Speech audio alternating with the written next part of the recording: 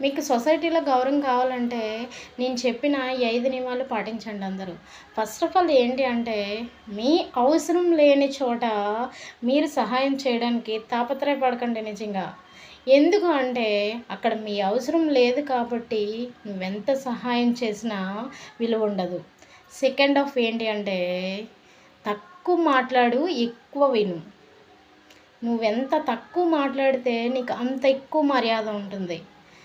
Third half third half ఏంటి అంటే, నువ్వేది చెప్పినా కూడా చాలా కాన్ఫిడెంట్‌గా చెప్పు. ఎవ్వరికైనా కూడా మీ మీ వాళ్ళైనా, బయట వాళ్ళైనా ఎవ్వరికైనా నువ్వు చెప్పేది ఎంత కాన్ఫిడెంట్ అయితే నీకంత గౌరవం ఇస్తారు.